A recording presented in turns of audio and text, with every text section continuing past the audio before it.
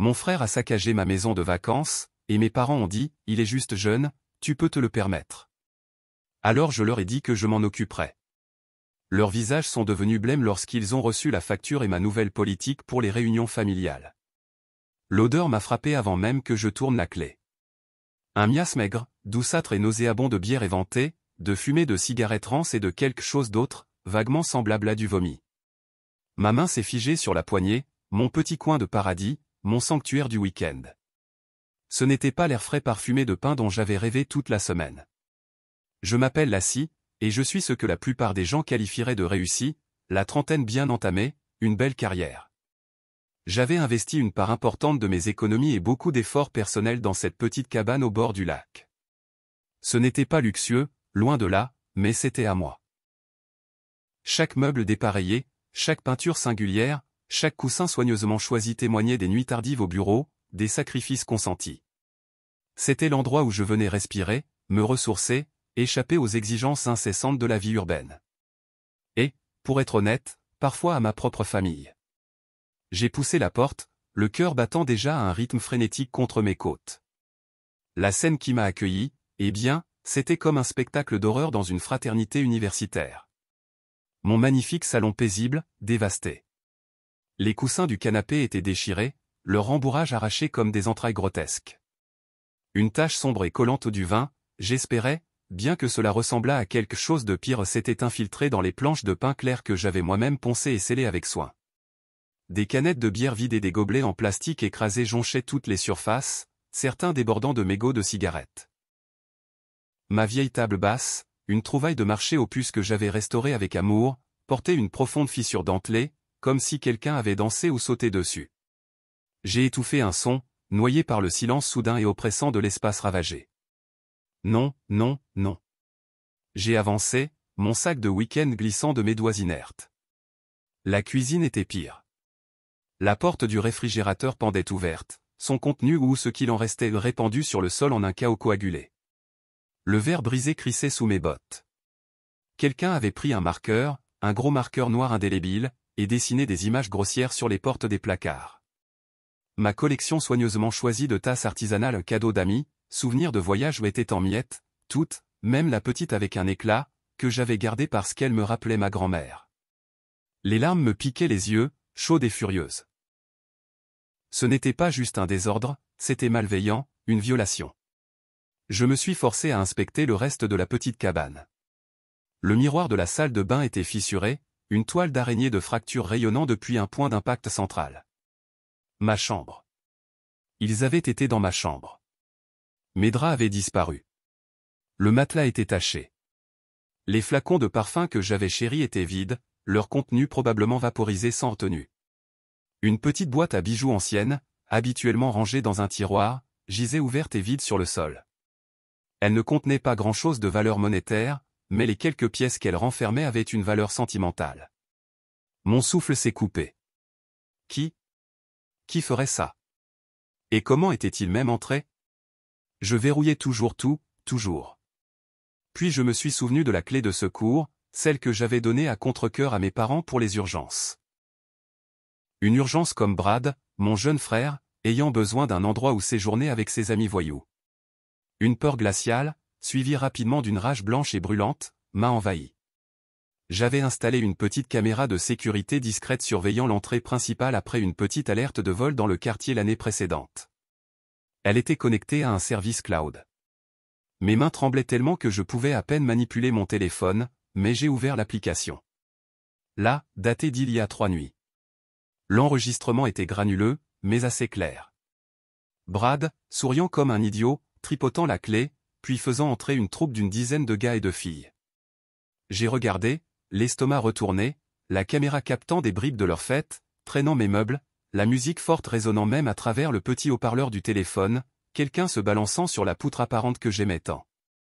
J'ai avancé rapidement, mon dégoût croissant à chaque image. Puis j'ai vu Brad, clairement ivre, ramasser l'une de mes estampes encadrées ou une édition limitée pour laquelle j'avais économisé pendant des mois et la lancer comme un frisbee à travers la pièce, où elle s'est écrasée contre le mur. Lui et ses amis ont éclaté de rire. Mon sang s'est glacé, puis a bouilli. Non seulement il avait saccagé ma maison, mais il s'en était vanté, comme si cela ne suffisait pas. En parcourant les derniers fragments de l'enregistrement du lendemain matin, les montrant enfin partir en désordre, j'ai vu Brad s'arrêter près de la porte. Il a regardé directement la caméra, un sourire suffisant sur le visage. Puis il a griffonné quelque chose sur un bout de papier et l'a collé sur le réfrigérateur avec l'un de mes aimants. Je suis retourné dans la cuisine, les yeux fixés sur le réfrigérateur. Là, parmi les graffitis au marqueur, il y avait une serviette froissée.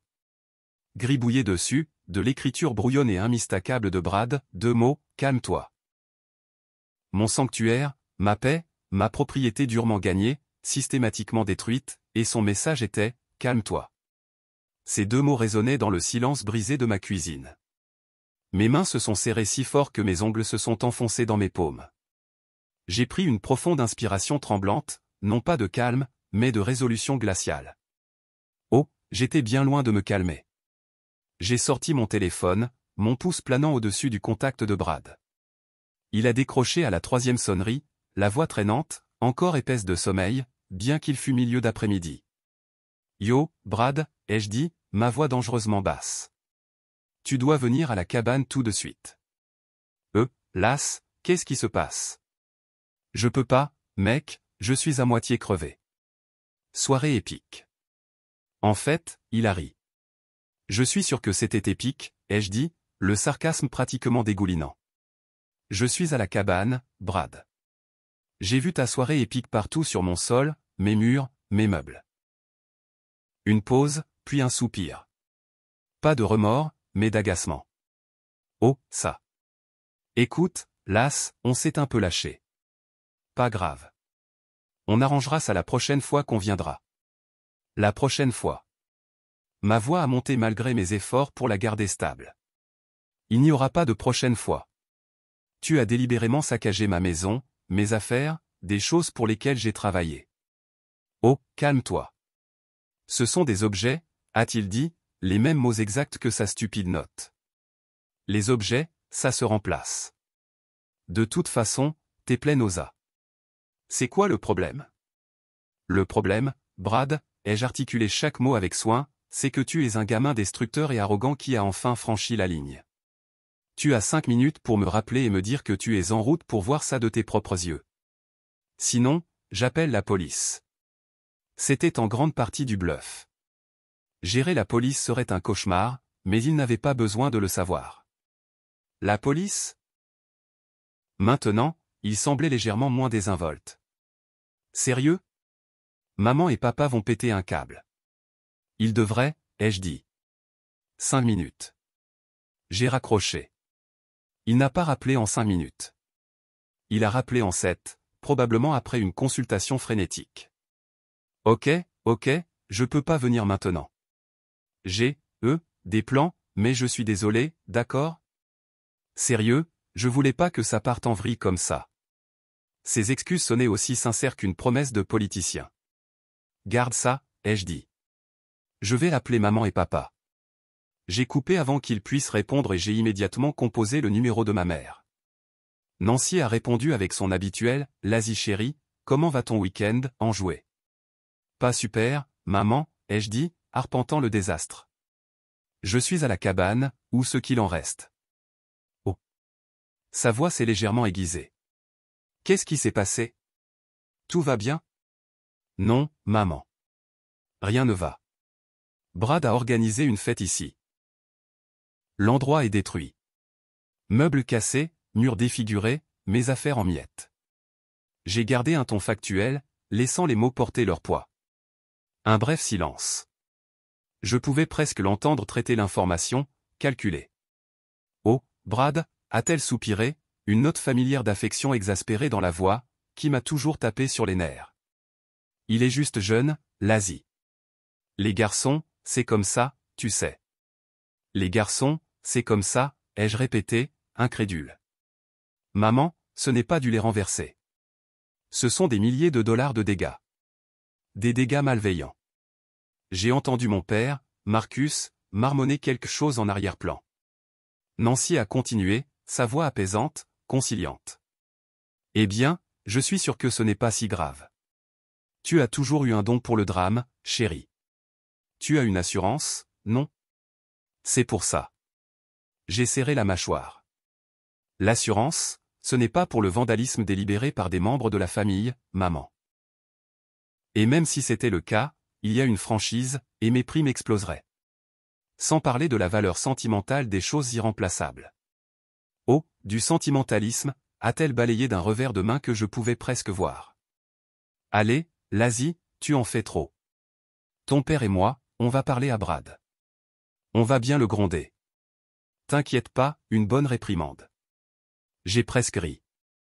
Il doit payer pour ça. Il doit comprendre qu'il y a des conséquences. Puis est venu le coup de grâce, la phrase qui avait été la bande-son de tant de sauvetage de mon frère. Lazy, sois raisonnable, a dit Nancy, sa voix prenant ce ton légèrement martyrisé. Tu sais que Brad n'a pas ce genre d'argent. Il cherche encore sa voix. Et puis, sa voix s'est éclaircie, comme si elle proposait une solution parfaitement logique, tu peux te le permettre. Pas lui, il est un peu dans le pétrin. Bien sûr, mais toi, tu peux nettoyer et remplacer ce qui est cassé. Ce sera probablement déductible pour toi. Mon père a enfin parlé, sa voix faisant écho au sentiment de Nancy. Elle a raison, lasse. C'est regrettable, mais n'en faisons pas tout un plat. La famille, ça s'entraide. La famille s'entraide. Il voulait dire que moi, j'ai des Brad, et eux profitaient de ma patience, de mes ressources, de ma bonne volonté. La familière amertume du ressentiment s'est enflammée, mais cette fois, quelque chose d'autre s'y mêlait, une clarté froide et dure. Il ne changerait jamais. Il le protégerait toujours, s'attendant toujours à ce que je sois la responsable, celle qui absorbait les coups de leur irresponsabilité. J'ai regardé la pièce dévastée, la note, « Calme-toi », qui se moquait encore de moi depuis le réfrigérateur. Ma colère, qui avait été un brasier furieux, a commencé à se refroidir, se condensant en quelque chose de solide, d'inébranlable. J'ai pris une lente inspiration. D'accord, ai-je dit, ma voix étonnamment calme, même à mes propres oreilles. Je pouvais les entendre échanger de légers sons de soulagement à l'autre bout. Ils pensaient qu'ils avaient encore gagné. Ne vous inquiétez pas, ai-je continué, mon regard balayant la destruction une dernière fois. Je m'en occupe. C'est notre fille, a roucoulé Nancy, toute douceur et lumière maintenant que le désagrément semblait terminé. On savait que tu comprendrais. Envoie-nous juste quelques photos plus tard. Peut-être qu'on pourra t'aider à trouver une bonne femme de ménage. J'ai imaginé leur visage satisfait et suffisant, mal interprétant complètement l'acier dans ma voix. Un minuscule sourire, presque imperceptible, a effleuré mes lèvres. Bien sûr, ai-je dit. Je vous recontactais. J'ai mis fin à l'appel. Il n'avait absolument aucune idée. Le trajet de retour vers mon appartement en ville fut un flou de rage contenue et de détermination naissante. Tu peux te le permettre. La voix de ma mère résonnait dans ma tête, chaque répétition érodant les derniers vestiges de mon obligation familiale. Me le permettre. Oui, je pouvais me permettre de réparer les dégâts. Je pouvais aussi me permettre de leur donner une leçon qu'ils n'oublieraient jamais. La première chose que j'ai faite en rentrant chez moi a été de jeter mon sac de week-end ruiné à la poubelle. Puis j'ai pris mon bon appareil photo, pas juste mon téléphone, et je suis retourné directement à la cabane. Le trajet de 2 heures m'a semblé plus court cette fois, porté par une énergie différente. Pendant les 3 heures suivantes, j'ai été une enquêtrice médico-légale dans ma propre vie. J'ai tout photographié. Chaque tache, chaque éraflure, chaque éclat de verre brisé. Des plans larges des pièces. Des gros plans des dégâts. J'ai pris des photos macro des rainures sur la table basse, du marqueur sur les placards, de la déchirure dans le canapé. J'ai filmé des vidéos au ralenti, narrant calmement ce qu'était chaque objet, sa valeur approximative, et la nature de la destruction.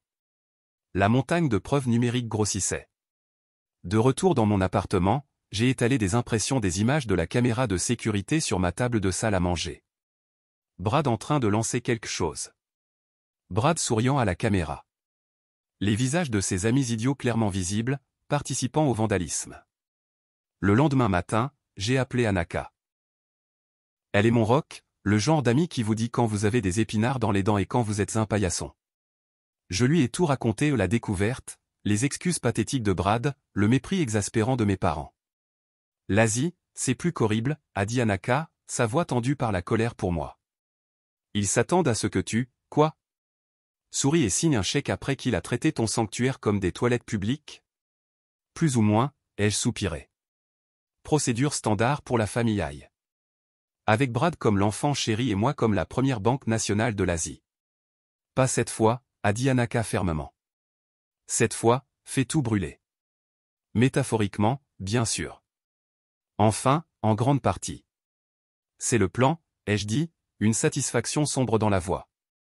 Je documente tout, je veux dire, tout. Bien, a-t-elle dit. Fais un détail de chaque centime. Et ne facture pas seulement Brad. Facture tes parents. Ils sont complices. Ils ont permis ça. Ils l'ont élevé pour être ce petit monstre. Ces mots étaient comme un baume sur mes nerfs à vif. Ce n'était pas juste moi qui étais déraisonnable, pas juste moi qui réagissais de manière excessive. Tu penses que je devrais? Ai-je demandé, bien que je connaissais déjà la réponse. Absolument, a dit Anaka. Ils t'ont écarté parce que tu peux te le permettre. Eh bien, qu'ils puissent dans leur fonds de retraite. On verra à quelle vitesse leur ton change quand c'est leur argent en jeu. Cet après-midi-là, j'ai commencé à compiler la liste. Coût de remplacement du canapé sur mesure, $1800. Réparation et finition de la table basse ancienne, si récupérable, sinon remplacement estimé à $600. Nouvelle tasse artisanale, 12 à $30 en moyenne chacune, $360. Repeindre les placards de la cuisine, $400. Service de nettoyage professionnel pour risques biologiques et désordre extrême, $500. Remplacement de l'estampe d'art cassé, $450. La liste s'allongeait, page après page. J'ai recherché les prix actuels au détail. J'ai obtenu des devis de contracteurs pour les réparations. J'étais méticuleuse. J'étais implacable. Le total, quand je l'ai enfin additionné, était stupéfiant. Même moi, j'étais un peu choqué. C'était bien au-delà des 5 chiffres. Puis j'ai appelé Elias, un avocat brillant que je connaissais d'un groupe de réseautage. Je ne cherchais pas à poursuivre, pas encore, mais je voulais que la formulation de mes demandes soit inattaquable. Je lui ai brièvement expliqué la situation. Waouh, a-t-il dit après un sifflement bas. La famille, hein? On ne peut pas vivre avec eux. On ne peut pas les enfermer légalement dans la remise. Il a gloussé. Ok. Donc, tu veux leur envoyer une demande formelle de dédommagement pour les dégâts et restreindre l'accès à tes propriétés. Elias m'a fourni une formulation juridique précise à inclure, précisant clairement qu'il s'agissait d'une réclamation sérieuse pour la restitution des dommages causés par négligence et vandalisme, et que le non-paiement pourrait entraîner d'autres actions en justice. Il m'a aussi aidé à rédiger une nouvelle politique pour les réunions familiales, très formelle et sans équivoque. Elle déclarait sans ambiguïté qu'à partir de ce moment, Brad, Nancy et Marcus n'étaient pas autorisés à se trouver sur aucune de mes propriétés pour quelque raison que ce soit, y compris, mais sans s'y limiter, les visites sociales, les vacances ou les urgences qu'ils auraient eux-mêmes créées. Toute tentative d'accès à ces propriétés serait considérée comme une violation de domicile et traitée en conséquence. Le paquet final était impressionnant. Une épaisse pile de documents. Une lettre de présentation détaillant l'incident et ma profonde déception, la facture détaillée de plusieurs pages avec des copies de reçus et de devis, des photos brillantes sélectionnées des pires dégâts, et la nouvelle politique pour les réunions familiales. J'en ai fait 2 ensembles identiques. Cet après-midi-là, j'ai fait la queue à la poste avec 2 grandes enveloppes Kraft adressées séparément, une à Brad, l'autre à mes parents. J'ai payé pour un courrier recommandé avec accusé de réception. L'employé des postes les a estampillés avec un coût satisfaisant. En sortant, les lumières de la ville semblaient un peu plus vives. Un poids que je n'avais pas réalisé porter commençait à se dissiper. Ils pensaient que je me plierais, que j'absorberais le coup et que je réparerais tout, comme toujours. Ils pensaient que leurs mots méprisants et les excuses pathétiques de Brad suffiraient. Ils n'avaient aucune idée de ce qui les attendait. Ce n'était plus seulement une question d'argent, c'était une question de respect, de mon respect. Et ils étaient sur le point d'en découvrir le prix. 2 jours plus tard, des notifications par email ont retenti sur mon ordinateur portable. Livraison confirmée. Une pour Brad, une pour Nancy et Marcus. J'ai imaginé la scène dans leurs maisons respectives. Mes parents, probablement en train de se préparer pour leur nouvelle du soir, peut-être Nancy se plaignant légèrement de mon côté dramatique pour un petit désordre. Brad, probablement encore au lit ou en train de jouer, agacé d'avoir à signer pour quelque chose. J'ai imaginé ma mère, Nancy, ramassant la grosse enveloppe sur la table du couloir, fronçant légèrement les sourcils devant l'étiquette officielle du courrier recommandé. « Qu'est-ce que c'est, Marcus » appellerait-elle, l'ouvrant avec un ongle parfaitement manucuré. Elle s'attendrait à un chèque ou, au moins, à une lettre pleine d'angoisse et de reproches qu'elle pourrait facilement écarter. Au lieu de cela, ses yeux parcouraient la lettre de présentation formelle, le ton poli mais ferme, un contraste marqué avec les éclats émotionnels auxquels elle était habituée de ma part quand on me poussait trop loin. Puis la facture. Page après page de destruction détaillée, chaque ligne un témoignage de l'imprudence de son fils et de leur propre aveuglement délibéré. Les chiffres sauteraient de la page.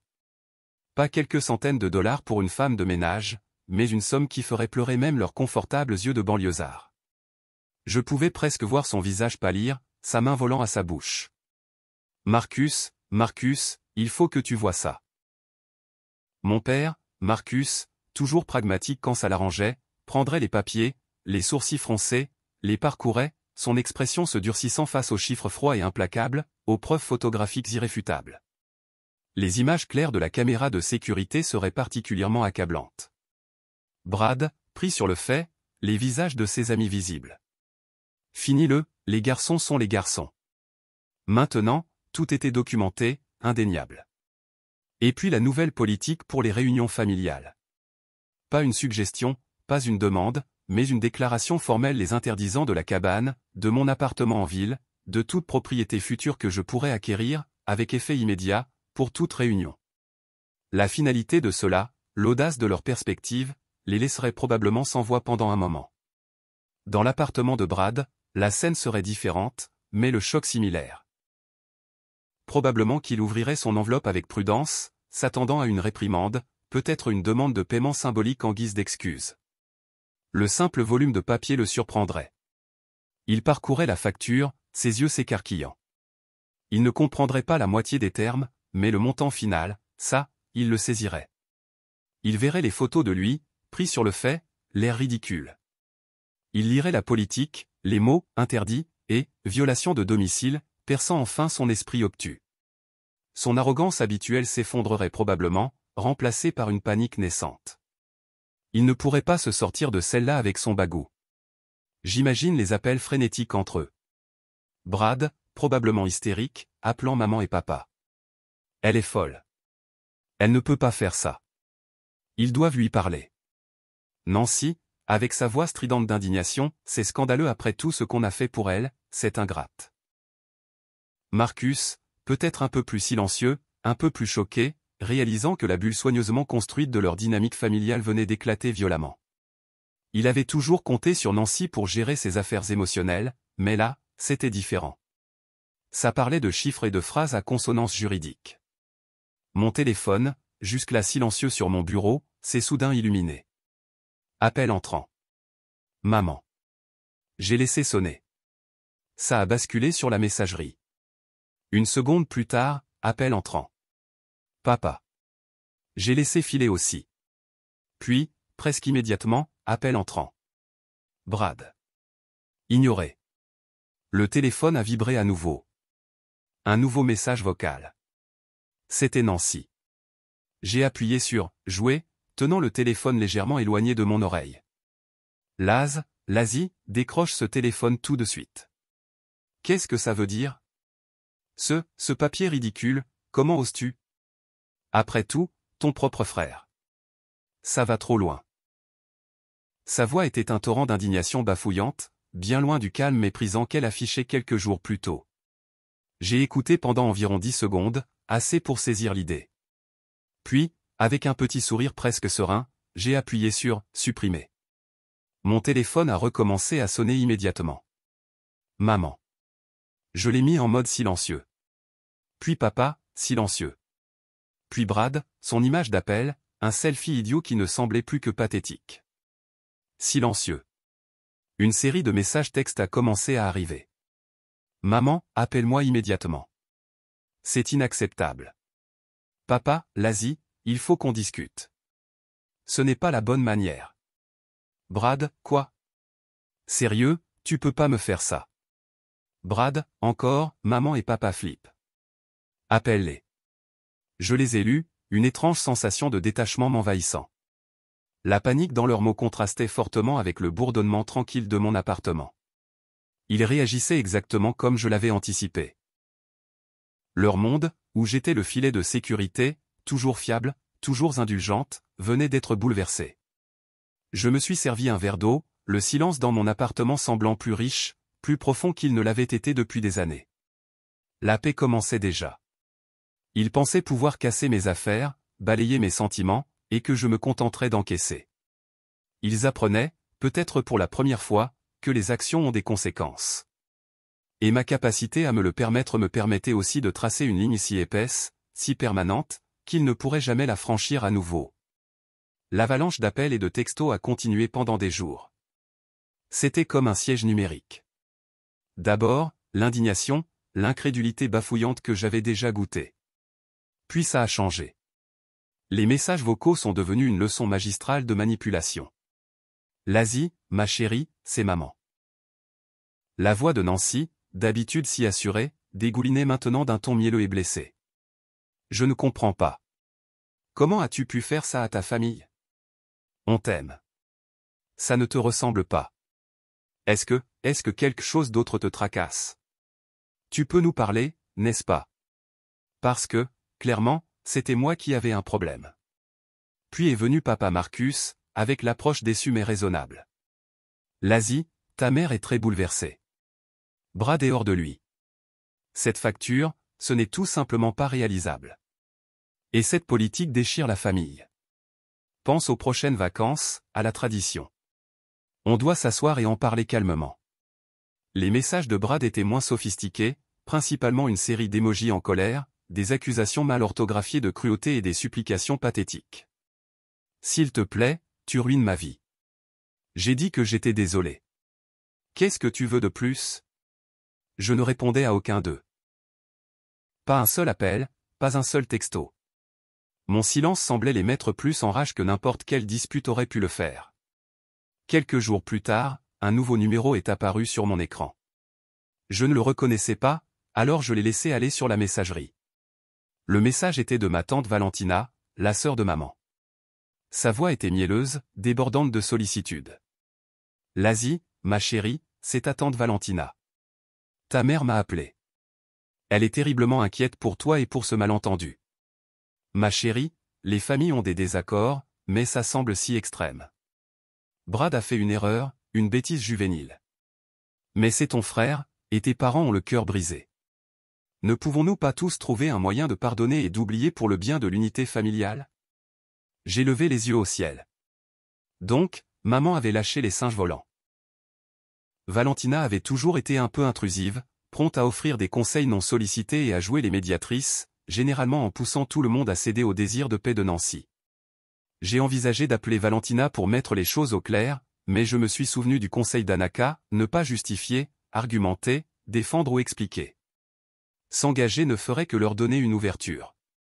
Alors, je lui ai envoyé un texto à la place, court et poli.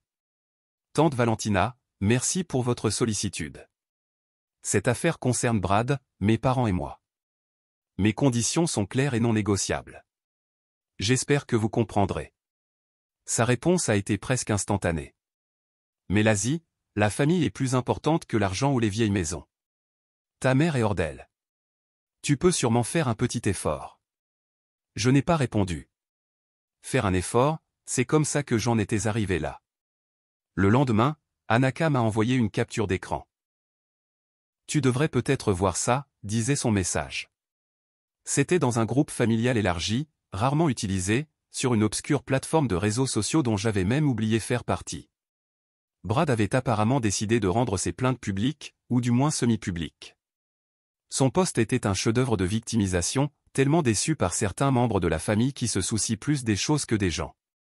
J'ai fait une erreur et je me suis excusé, mais maintenant on me traite comme un criminel et on m'interdit de voir ma propre famille juste parce qu'elle est riche et peut harceler tout le monde. Certaines personnes n'ont pas de cœur. #drame familial, #matérialiste, #triste. Quelques commentaires compatissants de cousins éloignés, qui n'avaient clairement que sa version de l'histoire. Brad, c'est horrible. Certaines personnes oublient d'où elles viennent. Mon sang bouillonnait. L'audace. Non seulement il avait saccagé ma maison, menti à ce sujet et refusé d'assumer ses responsabilités, mais maintenant il essayait de me faire passer pour la méchante. La grande sœur cruelle et matérialiste. Il veut vraiment jouer sale, hein, ai-je murmuré, prenant mes propres captures d'écran de son post et des commentaires. Très bien. S'il voulait laver son linge sale en public, j'avais toute une pile de preuves qu'il n'imaginait même pas. Les enregistrements de sécurité, les photos des dégâts, sa charmante note, relax, les textos méprisants de mes parents quand je leur avais parlé des dégâts. Tout était soigneusement archivé.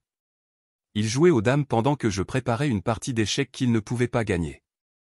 Cette petite campagne de diffamation n'était qu'un clou de plus dans son propre cercueil. Ma détermination, déjà dure comme le diamant, s'est renforcée d'une nouvelle couche d'acier trempé. Il n'avait aucune idée de l'ampleur de son erreur. Quand octobre a laissé place à novembre, l'air s'est rafraîchi, et les premiers murmures de Thanksgiving ont commencé à circuler. Traditionnellement, Thanksgiving était une grande production chez mes parents. Nancy vivait pour le spectacle, la table parfaitement dressée, le menu élaboré, l'image soigneusement entretenue d'une famille heureuse et prospère. Bien qu'ils soient les hôtes, on attendait toujours de moi une contribution significative, quelques plats d'accompagnement sophistiqués, du vin coûteux, souvent une contribution financière importante pour la dinde et autres fournitures. Parfois, il suggérait même un apéritif chez moi en ville avant le dîner, parce que c'était plus moderne ou offrait un meilleur parking pour certains invités venant de loin. Cette année, cependant, un énorme problème en forme de l'Asie s'était glissé dans leur machine festive. La facture pour les dégâts causés au nid restait impayée. La nouvelle politique concernant les réunions familiales était toujours fermement en place. Après la vague initiale d'appels indignés et de textos manipulateurs, un étrange silence s'était installé de leur côté, du moins directement envers moi. C'était le genre de silence qui précède une tempête. Ils faisaient clairement obstruction au paiement, espérant probablement que je cède ou que la fête imminente me force à plier. Puis la pression indirecte a commencé. Tante Valentina a rappelé, sa voix encore plus tendue. L'Asie, ta mère essaie de planifier Thanksgiving, et elle est complètement perdue. Elle ne sait pas quoi faire avec, eh bien, avec toi. Tu ne vas quand même pas laisser ça gâcher Thanksgiving pour tout le monde? Tante Valentina, ai-je dit, ma voix calme et posée, mes plans pour Thanksgiving me regardent. La situation avec mes parents et Brad est à part. Ils ont la facture, ils ont la politique. Rien n'a changé. Mais c'est Thanksgiving. A-t-elle gémi, comme si la fête elle-même avait des pouvoirs magiques d'absolution. J'ai mis fin à l'appel poliment.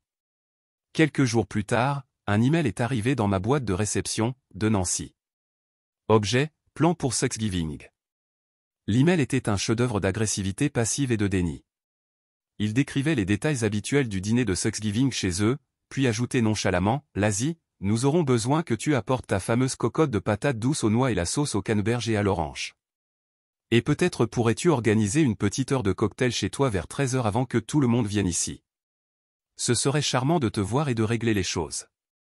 Nous devons laisser tout ce désagrément derrière nous et nous réunir en tant que famille.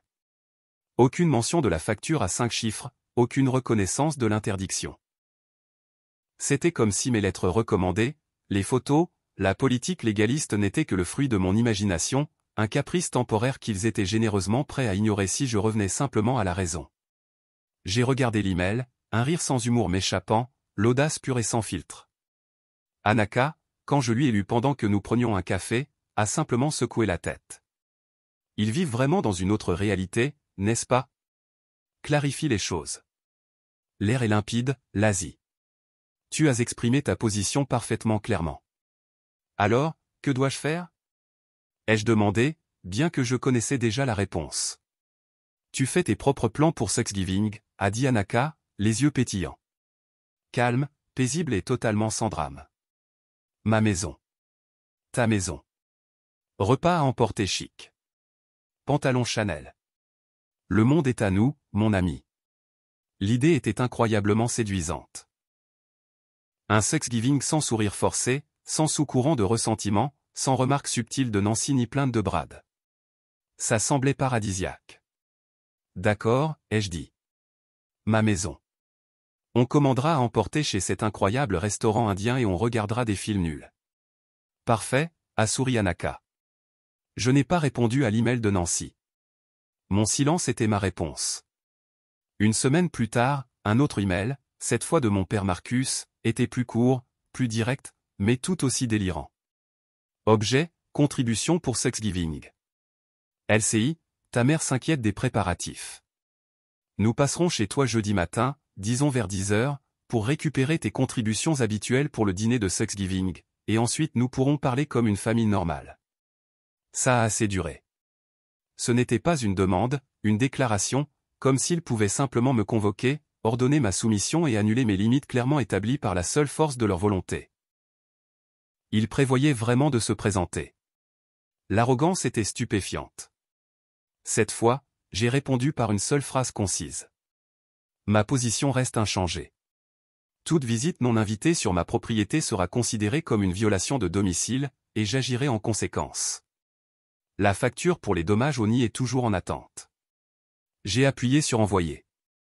La balle était de nouveau dans leur camp. Qu'ils essaient, j'étais prête. L'idée d'une confrontation ne me remplissait plus d'effroi, mais d'une sorte d'anticipation sombre. Ils voulaient insister. J'étais sur le point de leur montrer à quel point je pouvais être ferme. Thanksgiving approchait, mais la seule cocotte minute qui m'intéressait était celle qui mijotait avec mes propres plans calmes et délicieux avec Anaka. Le matin de Thanksgiving s'est levé clair et frais. Au lieu de la hâte frénétique habituelle de cuisiner et d'emballer, mon appartement était une oasis de calme. L'arôme riche du café emplissait l'air, et Anaka était déjà là, blottie sur mon canapé avec des chaussettes moelleuses, parcourant les services de streaming pour notre marathon de films nuls. Nous planifions un festin à emporter plus tard. Zéro stress. Vers 10h05, pile au moment de leur arrivée menacée, la sonnette de mon appartement a retenti. Pas le bourdonnement poli et rapide d'un livreur, mais un bip long, insistant et exigeant. Anaka a haussé un sourcil. On dirait l'heure du spectacle. Oui, ai-je dit, un calme étrange s'installant en moi. J'ai pris mon téléphone, déjà prêt à enregistrer une vidéo, et je me suis dirigé vers l'interphone. Oui, Lazy. Ouvre la porte. La voix de Nancy, aiguë et impatiente, a grésillé à travers le haut-parleur. Je crains de ne pas pouvoir faire ça, maman, ai-je répondu, mon ton posé. Comme je l'ai indiqué dans mon email, les visites non invitées ne sont pas les bienvenues. Ne sois pas ridicule, LCI. C'est Thanksgiving. Nous sommes ici pour récupérer tes contributions et parler. Marcus est intervenu, sa voix légèrement tonitruante. Pas de contribution, ai-je dit. Et nous n'avons rien d'autre à discuter tant que la facture du nid ne sera pas réglée. Un soupir frustré de Nancy.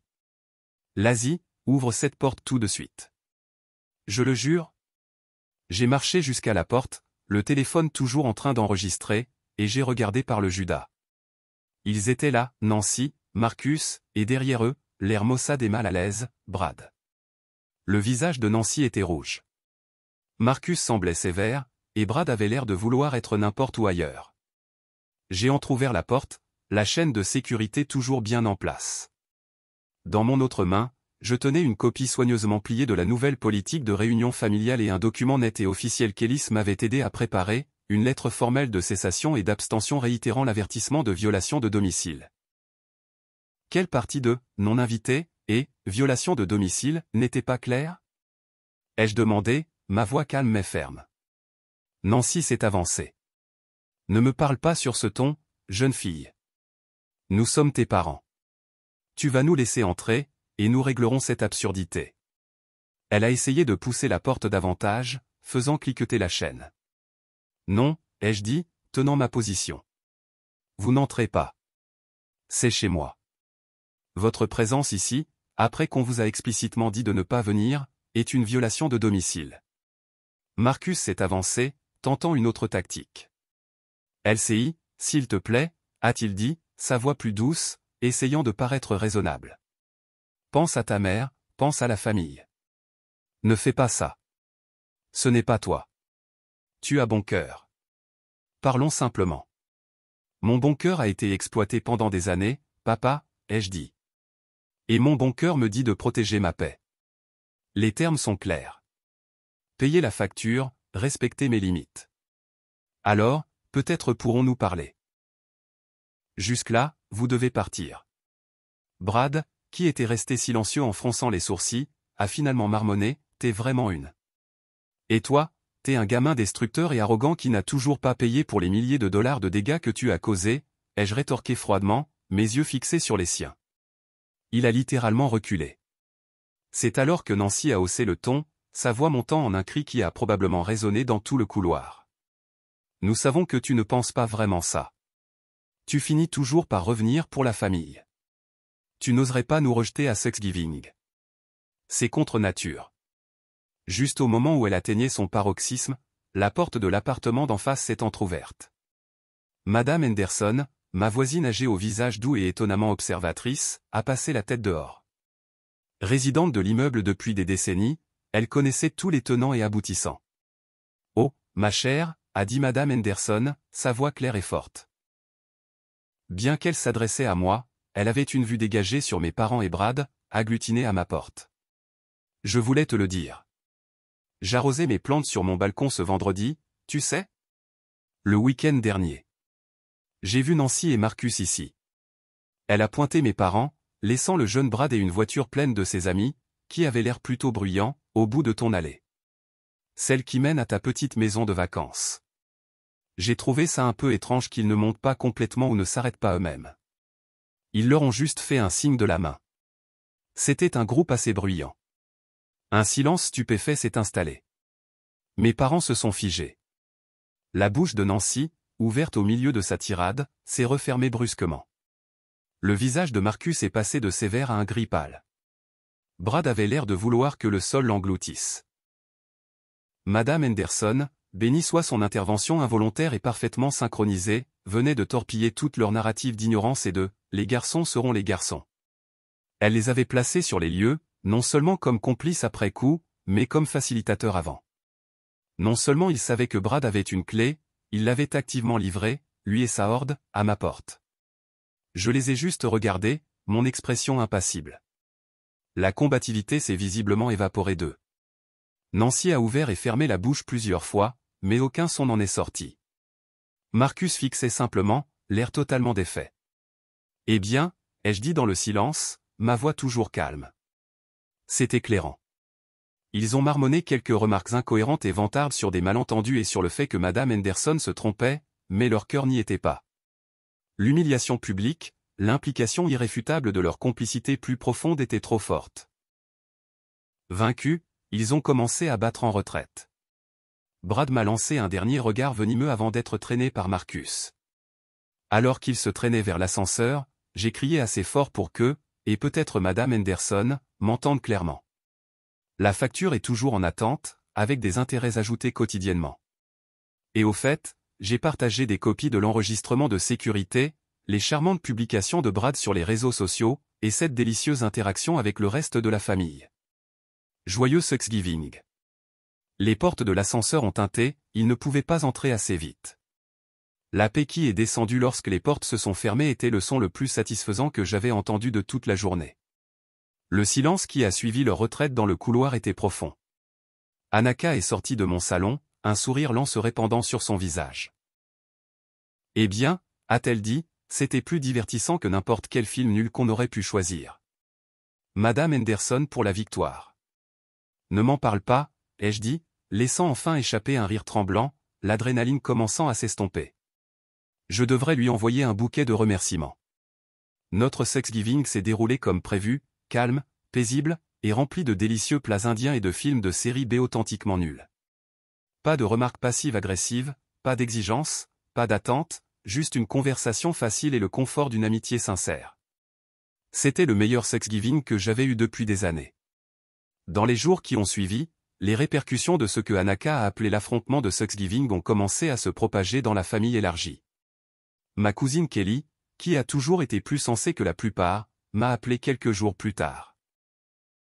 L'Asie, a-t-elle commencé, sa voix hésitante, donc, tante Nancy raconte à tout le monde que tu les as chassés à Thanksgiving après qu'ils voulaient juste parler et que Madame Henderson est une vieille femme confuse.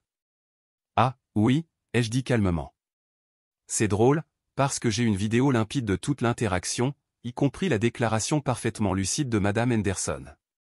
Et j'ai aussi l'enregistrement de sécurité du nid, la charmante confession de Brad sur les réseaux sociaux, et des copies de ces messages textes méprisants quand je leur ai parlé des dégâts pour la première fois. J'ai partagé un petit résumé avec quelques personnes choisies. Peut-être aimerais-tu le voir.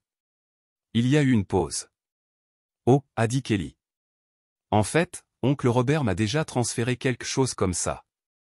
C'est assez incriminant, surtout la partie où Brad se balance littéralement des poutres. Le bouche à oreille, il s'est avéré, fonctionnait dans les deux sens. Une fois que quelques parents clés, moins biaisés, ont vu les preuves réelles, la preuve visuelle de la destruction, l'arrogance de Brad, la complicité de mes parents confirmée par Madame Henderson, et leur comportement agressif à ma porte, la narrative de Nancy sur le fils incompris et la fille cruelle et implacable a commencé à s'effondrer. La facture, cependant, restait impayée. Mon avocat, Ellis, a envoyé une lettre de suivi, un peu plus ferme cette fois, laissant entendre un procès en petite créance et le registre public que cela créerait. Environ une semaine plus tard, un chèque certifié est arrivé par la poste. Pas de Brad, bien sûr, mais de Nancy et Marcus. C'était pour le montant total, jusqu'au dernier centime. Pas de note, pas d'excuses, juste le chèque. Je l'ai déposé immédiatement. La satisfaction était immense, pas seulement pour l'argent, mais pour ce qu'il représentait. La responsabilité. Enfin. Kelly a rappelé quelques semaines avant Noël. Les choses sont tendues par ici, a-t-elle rapporté. Tante Nancy, apparemment, est effondrée. Pas parce qu'elle est désolée, d'après ce que je comprends, mais parce que tout le monde sait que Marcus a dû contracter un prêt hypothécaire pour couvrir cette facture que tu as envoyée. Ils n'organisent pas Noël cette année. Ils disent qu'ils ne s'en sentent pas capables. C'est la première fois, ai-je demandé, essayant de garder ma voix neutre. Paria total, a dit Kelly sans détour. Aucun de leurs protecteurs habituels dans la famille ne veut avoir affaire à eux après avoir vu ce qu'il a fait. Apparemment, il a eu une sorte de crise quand il a réalisé que personne ne le sauvait de ça, financièrement ou socialement. On dit qu'il a même dû trouver un vrai boulot à temps partiel, à réapprovisionner des rayons. Une légère tristesse, diffuse, m'a alors envahi, pas pour eux, mais pour la famille que j'aurais aimé avoir, celle qui n'existe que dans les cartes de vœux et les films de Noël. Mais elle a rapidement été éclipsée par un profond sentiment de paix. L'anxiété constante d'attendre la prochaine exigence, le prochain voyage de culpabilité, le prochain acte de manque de respect avait disparu. Mon appartement semblait plus léger. Le nid, que je restaurais lentement et avec amour avec l'argent qu'ils avaient payé, redevenait mon sanctuaire. Je n'ai pas passé Noël avec eux, évidemment. Anaka et moi avons commencé une nouvelle tradition, un dîner tranquille, du bon vin, et du bénévolat dans un refuge local le matin de Noël. Ça semblait significatif, réel. Les appels et messages de Nancy, Marcus et Brad ont finalement cessé complètement. Le silence de leur coin du monde n'était plus un prélude à une tempête, mais le calme après. J'ai appris par Kelly que Nancy a essayé plusieurs fois de rallier du soutien, se présentant comme la victime d'une fille ingrate. Mais les preuves que j'avais partagées avaient fait leur travail. Les gens savaient. Ma vie est devenue mienne. J'ai vraiment réalisé que ma capacité à me le permettre ne concernait pas seulement l'argent, mais aussi me permettre la paix, me permettre le respect, me permettre le pouvoir de tracer des lignes et de les faire respecter. Parfois, la seule façon de gagner votre paix est d'être prêt à partir en guerre pour elle, même si le champ de bataille est votre propre porte et que l'ennemi partage votre sang. Et laissez-moi vous dire, le goût de cette paix durement gagnée est la victoire la plus douce de toutes. Si vous faites face à vos propres Brad et Nancy, sachez ceci, votre paix vaut la peine de se battre pour elle.